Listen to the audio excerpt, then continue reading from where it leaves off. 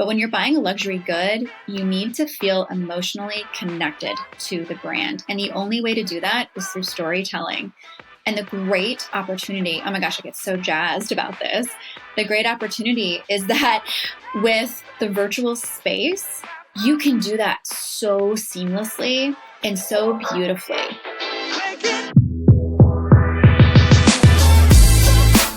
You're listening to Retail Remix, your inside access to candid conversations with the people shaping retail's future. Here's your host, Alicia Esposito. Historically, luxury brands have thrived on exclusivity. Only the top tier of customer can access these brands and in turn be able to enjoy all of the products and experiences that are part of that brand representation. But as we've seen over the past 2 years, luxury is being redefined. We can largely thank the rise of the Gen Z consumer, the rise of social commerce, and of course, the maturity of the e-commerce landscape to thank for that. Well, Olivia Steele, who's co-founder and CEO of Conversation Couture, has a unique perspective on what digital means for the future of luxury and how luxury brands and retailers can use virtual experiences effectively to reaffirm and amplify their brand promise. So despite naysayers who believe that digital will impact brand reputation or damage the exclusivity that they have worked so hard to create, Olivia paints a very interesting picture of why that is not the case. Listen in and find out what she has to say. Olivia, so excited to have you on the show. Thanks so much for joining me today. Thank you so much for having me, Alicia. I was really looking forward to chatting with you. And likewise, I am such a fan of a lot of the work luxury brands are doing, and I know it is a fast evolving space, especially with all of the trends we're seeing in digital. So we have a lot to discuss today. Obviously, with your company, Conversation Couture, you're immersed in all things luxury, and you have a great background in merchandising, in-source sales, as well as e-learning. So it's quite a collection of backgrounds and skill sets. So I want to ask you, just to kind of set the stage for your expertise and what we're going to be discussing today, how did your career background position you for starting your company? Great place to start. So I worked in luxury fashion for several years and then did a total pivot to the Ivy League e-learning space. And I think because I was removed from the retail industry, I was put in a unique position to see it from the outside in. Sometimes when we're not in the thick of things, it's easier to see, those glaring opportunities for improvement. And in my case, coming from a work environment where I was training teams to be driving sales in a 100% virtual and online format in the e-learning space, we were growing sales from $500,000 a month to growing it to $8 million a month. So I knew firsthand the opportunity the luxury fashion industry was leaving on the virtual table. And after having a absolutely horrendous online shopping experience one day with a luxury retailer and having this combination of being inside and outside the industry, it put me in a position to write the first business idea for starting Conversation Couture. And during the journey of doing all of this, I realized there wasn't any upskilling opportunities or certifications specifically for virtual retail sales. So with this experience and position, and of course, a little bit of help from my team and my business partner, I created certification programs for virtual retail sales, but definitely the position of my background teed me up pretty well for this. Got it. And what I find in conversations with, other founders, entrepreneurs, there tends to be a firsthand experience or a immediate pain point or challenge they're hoping to tackle when they start their business. But is it safe to say that it's just based on your outside experiences, your own interactions with luxury brands, that it was kind of an all-in-one experience issue that you were experiencing that you were trying to solve for? Or were there particular areas that you really wanted to dig into as a key opportunity when you started the company? Yeah, so it's definitely a combination of everything. I love the story. Obviously, it kind of what prompted me to create the whole company was I was trying to buy a birthday gift for myself, which sounds super selfish, but I was trying to buy something nice for myself as a celebratory gift. And I know what I wanted. And I went to the retailer that I thought I wanted to buy from, and no one was there to assist me. And I had several questions. So I went to their social media, went to their Instagram page, and no one was there to help me. I waited a couple hours, but ultimately that company lost my business because no one was there to assist me. As if I could go into the store, no one was there. So when I was starting this company, I was using my own personal experience, both in being a consumer and also knowing the inside of the luxury fashion industry, but also understanding the power and the reach that e-learning can facilitate for someone's development or facilitate for a business's success and development. So my goal was really to improve the virtual and online shopping experiences for customers. And as a consumer myself, I alluded to earlier, I was just so displeased with how I was treated online. And from my experience, knew it could be done so much better because at that time, I was doing it better for my e-learning company. And as a result, by improving the customer's experience, it directly increases engagement and ultimately leads to higher conversions and sales for businesses. I just have this huge passion for helping both individuals and businesses to achieve what's possible in the virtual retail space and maximize what makes them unique. So if you go into any brick and mortar store, any physical store location, jewelry, a travel agency, hotels, leather handbags, you're going to be greeted, assisted, and guided. Online, it's an anonymous shopping experience, but it shouldn't be. And moving into the future of online retail, it's not going to be an anonymous shopping experience anymore. So that's really what is prompted me and motivates me to do what I do every day, because if the customer experience is superb, then fortunately, it directly impacts the success of the business. Yeah, you hit on some really powerful points there, Olivia, that I want to dig a little bit deeper into. But first, do not feel bad about treating yourself. I am all for the self-purchased birthday gifts, especially a nice luxury good. But I want to unpack your point a little bit around the disparity between in-person and digital that we saw for so long in luxury, because I had very similar experiences myself. And, it makes me wonder if it was almost like brands were trying to maintain the exclusivity of the luxury experience. Like, oh, you have to go to our physical space. You have to have that one-to-one engagement and feel very special and closed off from everyone. And in a way, maybe it reaffirmed their position and their exclusivity because they weren't online, because I guess there's this assumption that digital is always one-to-many or more accessible. But personally, I feel like that's changing. I know everyone's kind of at different stages in the journey and the process, but I'm curious about what you're seeing because you're so immersed in this space. I'm sure you're having lots of conversations with different brand leaders and executives. Are you seeing the perception of digital within the luxury community changing at all, especially with everything that happened with COVID and how people needed to be online? Yes and no. So here's the thing, and I'm going to backtrack just slightly. Okay. So luxury in itself is a feeling, and luxury creates a feeling of exclusivity. So luxury is truly in the entire industry in general is in their infancy of understanding what they want their digital presence to be. A lot of my conversations with CEOs and business owners is they're trying a lot of things through trial and error because of this new wave of incredible sales channel opportunity. But it's so new. And like you said, it was so expedited over the last couple of years. In my opinion, luxury was caught really flat-footed in regards to handling this shift of where customers are wanting to make purchases. And all of luxury is trying to figure out what will work for their unique and specific brand.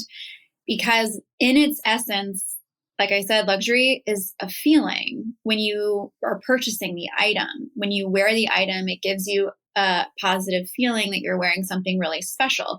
It's why I wanted to buy something really special for myself for my birthday. And luxury being online was non-existent because there was no strategy or sound technology to actually facilitate that experience in a virtual environment. And now, oh my gosh, I have meetings all the time with amazing technology companies. The tech is so there. But the missing piece is that they need to focus more on the training and upskilling of their people to create that exclusivity, that exclusive feeling in an online format. And in a lot of cases, right now, brands are working on, and we work with brands to create that virtual and digital communication strategy. Because speaking to a customer in person is a total 180 to speaking to them in an online and virtual setting. So I wouldn't say that luxury was apprehensive to go digital. I just don't think that they had the tools to actually facilitate it like they do now. Got it. Or possibly they just didn't know where to start since like their heritage was so deeply rooted in physical and the boutique experience. So let's dig into this a little bit more because this is interesting. What I've found in other areas of retail is that, you know, everybody has their own unique journey. Everyone has their own unique strategy or experience that they're trying to convey, which impacts their investments and how they go about digital experience in particular. But there's also this narrative around how sometimes the bigger guys are slower to embrace these new things just because of legacy infrastructure, the culture of it all, the red tape, to put it nicely. So I'm curious, like, how you're seeing movement come to life in the luxury space. Like, are you seeing more movement from like the smaller brands, the fast growing brands that really want to kind of own the digital experience? Or are you kind of seeing just different levels of movement across the board? Like, I know it's really hard to kind of paint something clearly that's so gray, but I would love to hear if there are any overarching trends around, you know, adoption, interest, and also like where their priorities are right now. You are so spot on with companies trying to discover their own unique roadmap. So I like to call something, well, what I call it with my clients and individuals that I speak with is the magic trifecta of creating your roadmap and where to begin. So every business is driving traffic to their website. Every business is trying to figure out what technology they need to be offering on their website. And then the last and final piece is the training aspect. How do I train my people to get up to speed with this new sales channel? So traffic, training, and technology is really the magic trifecta of where to begin in their journey. And the smaller businesses definitely have the advantage of utilizing their virtual sales channel faster. And the reason being is because there's not so many hoops to go through. I can't tell you the amount of times I've gone into massive companies' boardrooms and you have a group of 10 people or more that need to agree upon the idea or implementation to go through. That in itself takes an exorbitant amount of time. But the challenge is these people in the boardrooms, they've never done this before, and everyone's trying to guess what the right thing is going to be. So the larger established brands do have some virtual sales channel options, but they are way underutilized and some not even taking advantage of the technology that they are investing in because it's never been done before, and that's okay. So one of our goals when we started the company was to help small business owners keep up with the larger brands. And now we actually find that it's the opposite. So large companies, it's like moving, I relate it. My business partner says this all the time. It's like moving a cruise ship. It's like turning a cruise ship. It's trying to avoid the glacier of mistake, right? And in smaller businesses, they're able to pivot so much quicker because they're willing to try something out really quickly. If it doesn't work, that's fine. They can pivot and make changes really, really easily because of the size. With the larger companies, they have so much more to take into consideration. For example, like a small jewelry company may have 5 or 10 sales specialists on the floor.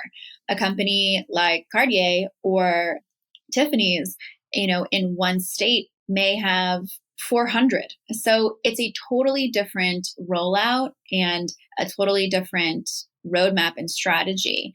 But I find that all companies need to start at the magic trifecta, traffic, technology, and training. So once they have that started, realizing who they're driving to their website, whose attention they're grasping, and then selecting, okay, what technology do I actually want on my website to facilitate the experience that I want for my customers? And then taking it a step further, and in my opinion, one of the most essential pieces of it is, all right, now I'm driving the traffic. Now I have the technology. Now, how do I utilize the people that already work for me to train them and upskill them, to empower them to grow in this new sales channel, to ultimately increase sales and conversions within my own business?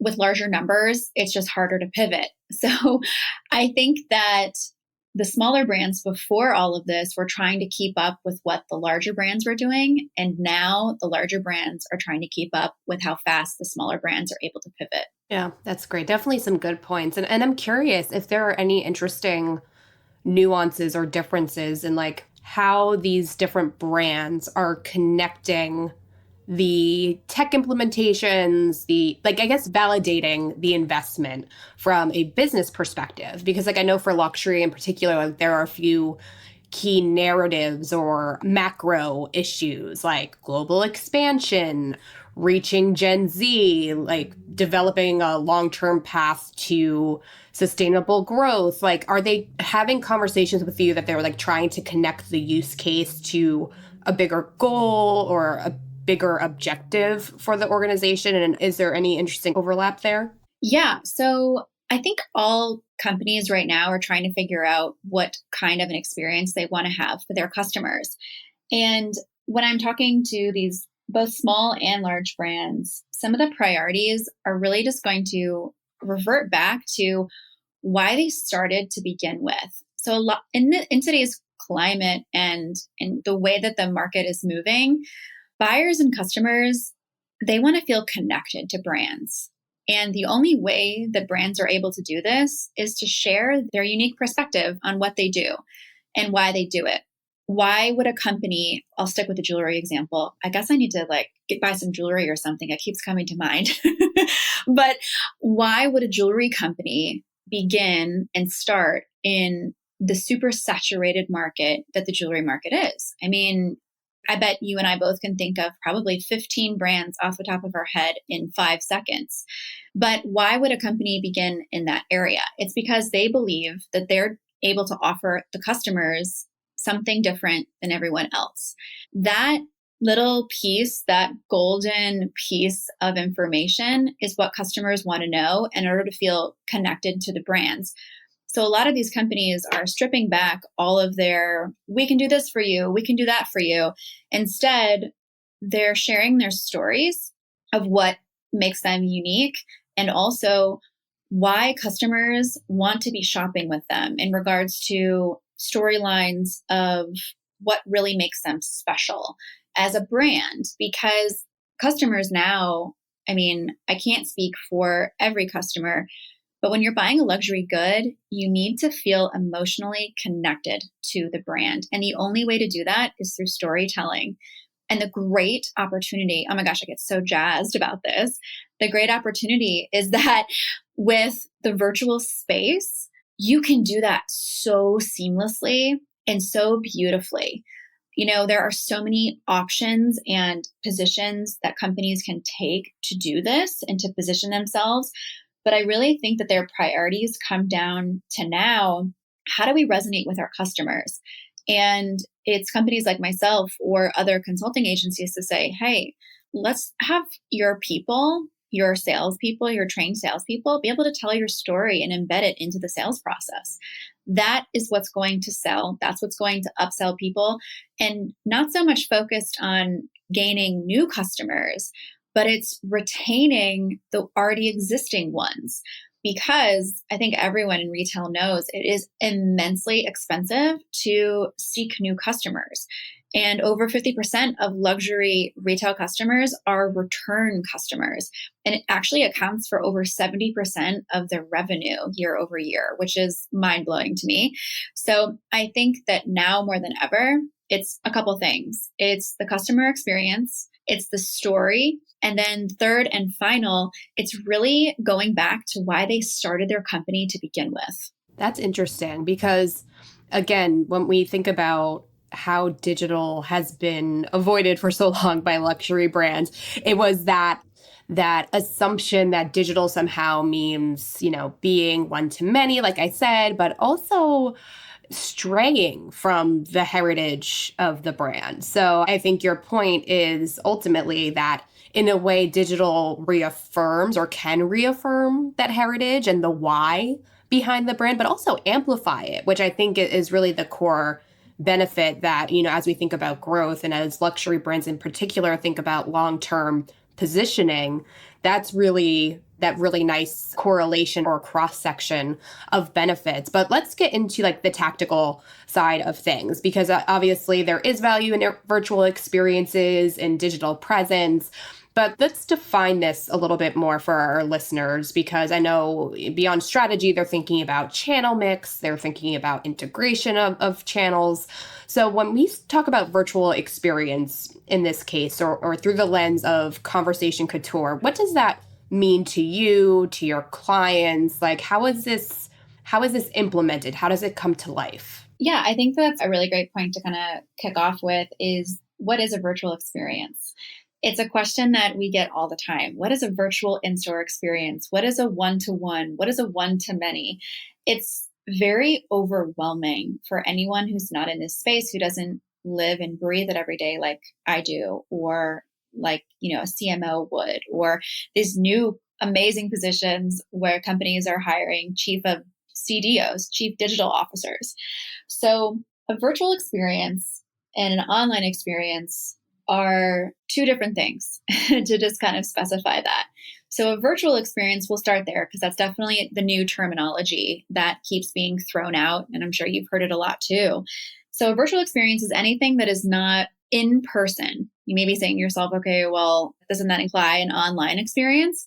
So virtual means that you're able to interact with the brand and or a person within the brand, not in person. So a virtual interaction can be anything from setting up a one-to-one appointment. So for example, if you're interested in making a large purchase with a luxury brand, which is actually pretty common, people will want to make a large purchase in the thousands of dollars.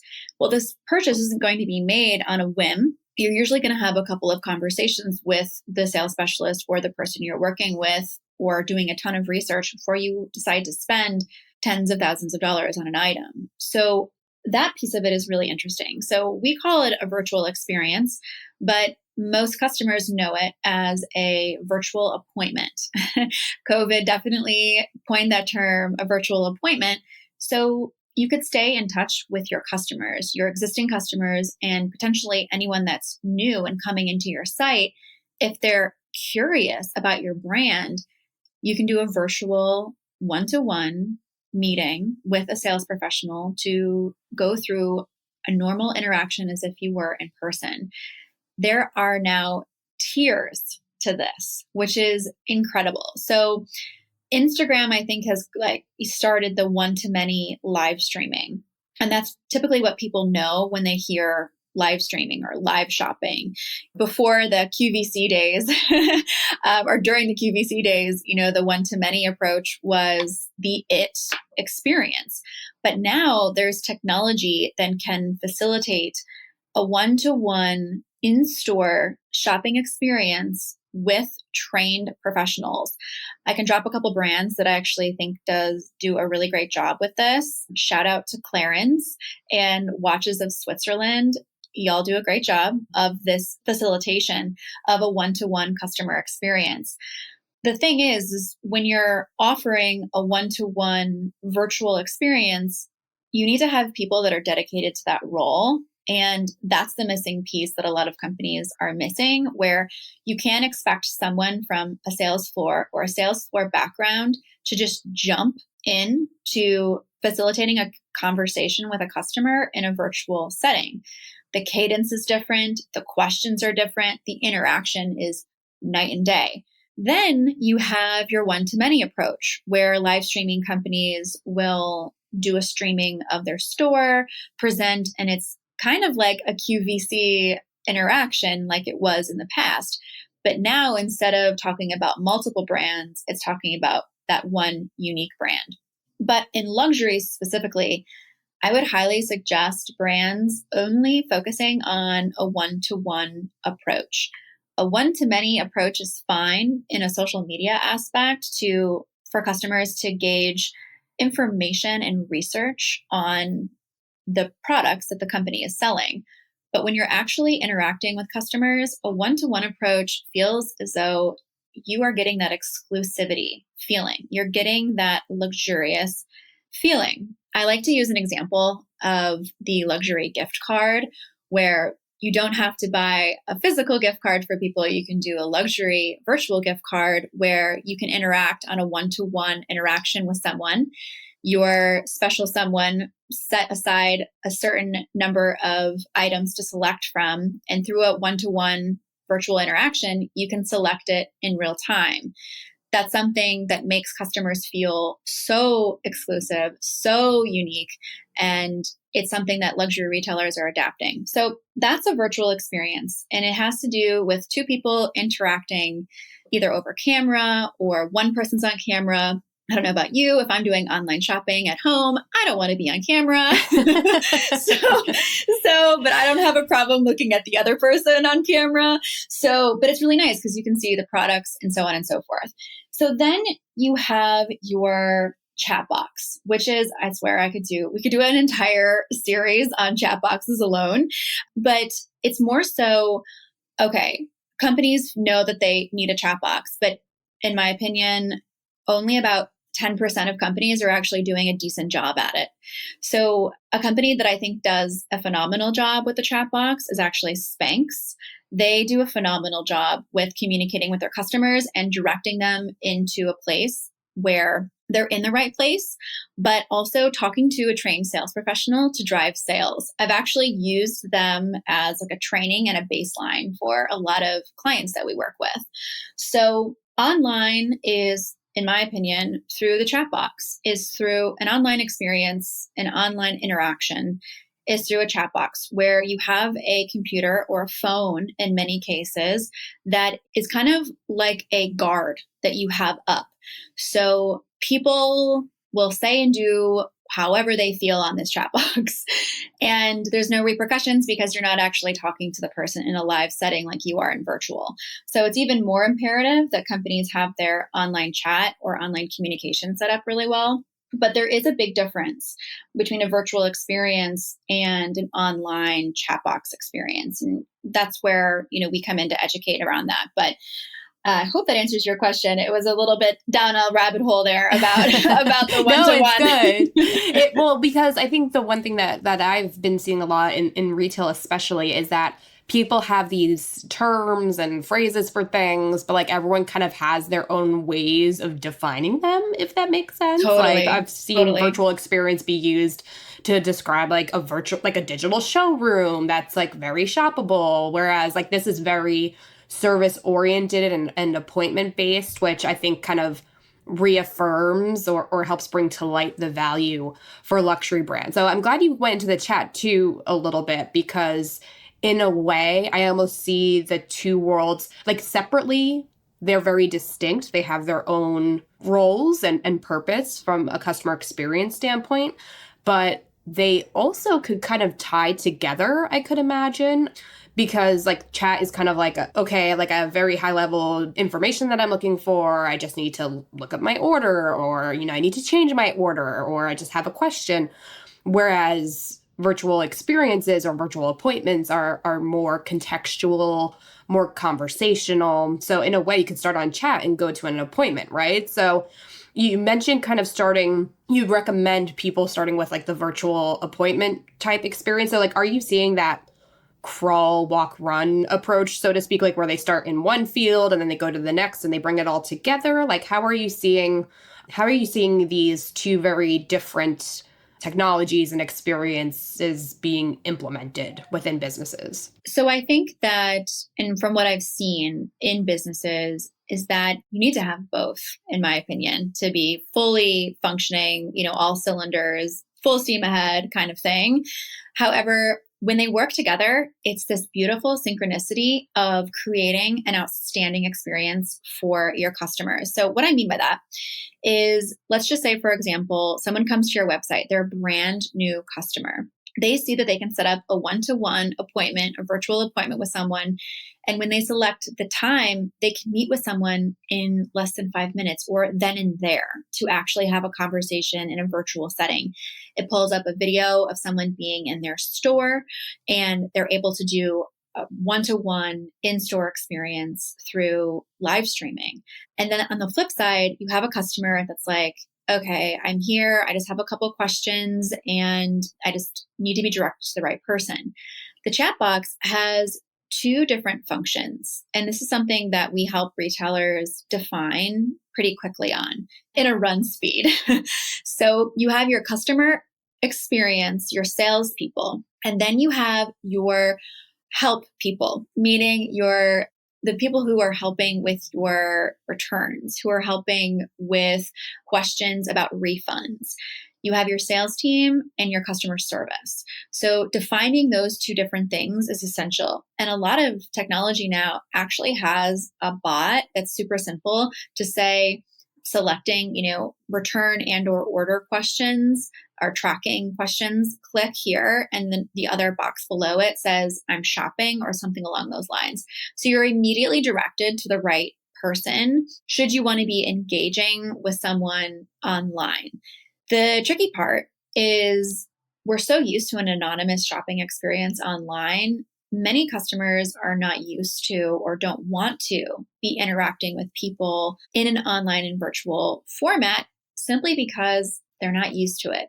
But in luxury, it's a very different environment than fast fashion. So understanding that facilitating a luxurious experience on your website, offering help in every area is imperative to the success.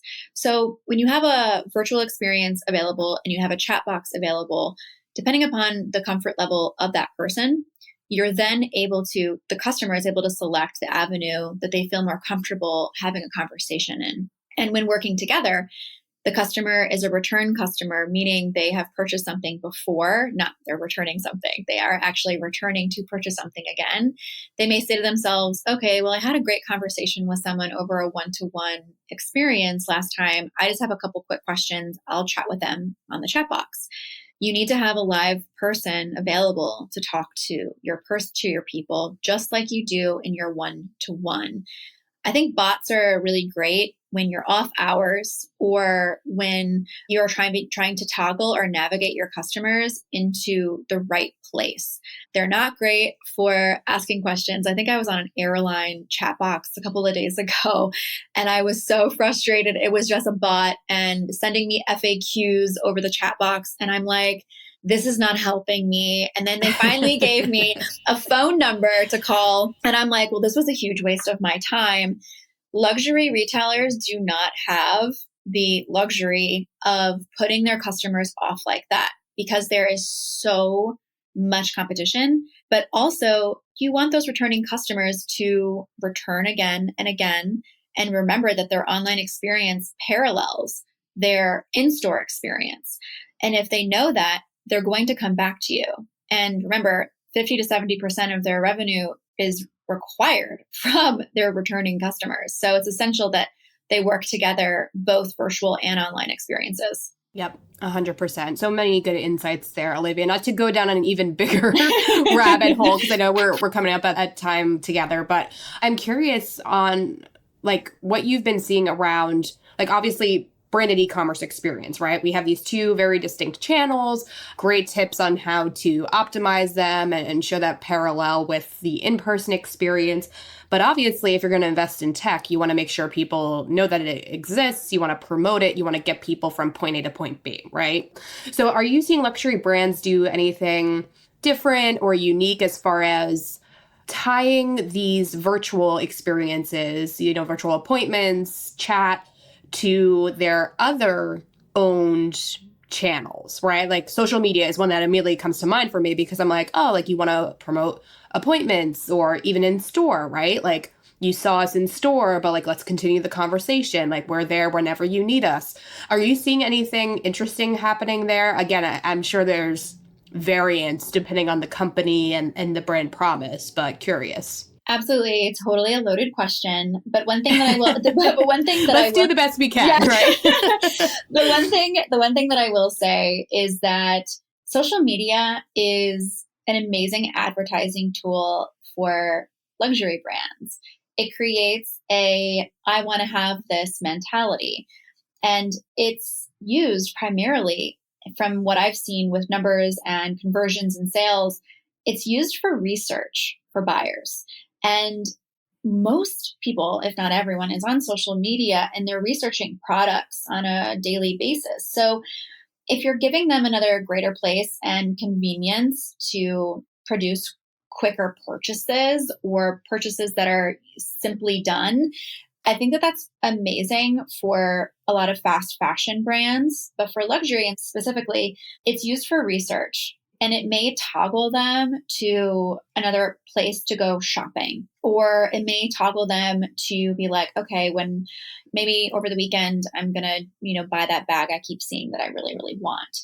But I think in general, we've taken a little bit of a step back, especially with the metaverse. I think there were a lot of trend reports like the metaverse is going to take over. But in general, like customers, I don't even really know how to specifically define metaverse in general and how it relates to the consumers and their purchases. So it's hard to define. And if we can't define it as the decision makers, I'm telling you, the customers don't know how to use it as a consumer. So I think taking a step back in 2023, that's definitely going to be a trend but focusing more on being authentic. And that's what social media facilitates and is used for. Got it. That's great. So as far as the challenges or the gaps that you're seeing that you're hoping are going to be closed, I guess, over the next year and beyond, it's kind of reprioritizing that core brand promise and just making sure everything connects together? Or are there any other particular areas you're hoping you'll see luxury brands prioritize over 2023 and beyond? I think in general, luxury is trying to understand where their budget allocation should go. Should it go more towards technology? Should it go towards driving more traffic? Should it go towards investing heavily into social media like Instagram or TikTok? But I think the biggest gap and the thing missing specifically is the experience. And that's only facilitated with trained and upskilled people to actually facilitate that interaction for the customer. And I think that gap, that missing puzzle piece, like going back to my little magic trifecta, the training aspect of it is a huge gap for most retailers to, enhance that digital experience, that virtual experience for their customers. So if I had a wish, I think, and I would recommend highly, that budget allocation isn't only looked at for the new and hip technology. If you're going to do that, if you're going to be, investing in driving traffic through multiple channels, you also need to be taking a step back and looking at, okay, how is the experience for my customers when they get to my website? Are they being greeted? Are they being assisted? Are they being helped? Are they are they having an opportunity to have an upsell opportunity? How are we keeping in contact with these people? How are we retaining them? Instead of recruiting, how are we retaining? So I think that has everything to do with the third piece of the trifecta, which is training. So I think that's the biggest piece and the biggest gap. Awesome. Well, Olivia, really appreciate your perspectives and just getting that first-hand take. I know you started this business as someone on the outside, right? Yes. And therefore a person who is in the right spot to identify the challenges, the gaps, and create solutions. But now, this is your bread and butter, so to speak. speak. But before I let you go, I do want to get your take on, where you think this luxury market is going, just based on the conversations you've been having, the trends you've been tracking. Because I know that we've seen pretty stable consumer behaviors, even increases in demand for luxury goods. And, I'm curious if you're expecting this to continue and in turn that you'll see that budget allocation increase towards technology and innovation, because I do feel like there is a connection there, right? Like where there's demand, you need to invest and you need to differentiate. So what do you think luxury has in store over the next year or so? Luxury is in this beautiful stage of really figuring out what's going to make sense for their brands. But I think that when it comes to technology and innovation, it's taking the human element in combination with the technology to facilitate an incredible experience for customers.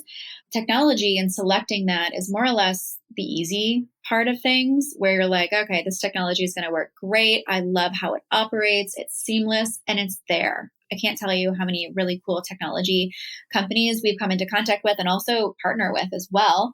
But it's combining the harder part of the human element. I think if the last couple of years with us all craving more human interaction, brick and mortar isn't going anywhere, but it's for companies to find ways to parallel that in person to a virtual interaction and maintaining that luxury feeling, that luxury experience for customers. So it's a combination of technology facilitating really well with human to human interaction. I think that's the biggest thing that's going to be moving into 2023. Amazing. Well, Olivia, really appreciate the time, the insight. You always, have a way of digging into the trends and what they really mean, not just at a macro level, but for individual businesses. So really appreciate the time. And it was great meeting you. Thanks again so much for taking the time out. Thank you so much for having me. I get so jazzed up and excited whenever I get to have a conversation about trends and what's going to be moving on into the future and creating a luxurious experience for customers in a virtual and online setting. So thank you so much for the chat today. And it was lovely meeting you. Absolutely. And I hope this isn't the last time. I hope we keep the conversation going. And that's where all of our listeners come into the fold. So to all of you listening right now, if you have any follow-up questions for Olivia, or if you want to weigh in on this topic and what you're seeing in the luxury realm, we would love to hear from you. Drop us a line on Twitter at @OurTouchpoints or on LinkedIn at Retail Touchpoints. We'll make sure Olivia is tagged as well, so she is in the know about these conversations.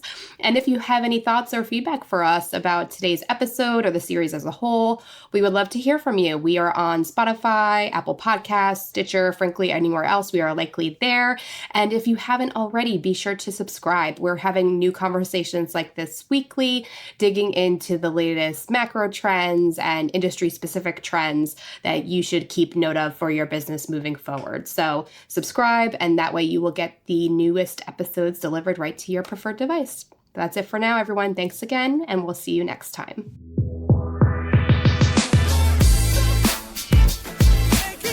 Thanks for listening to this episode of Retail Remix.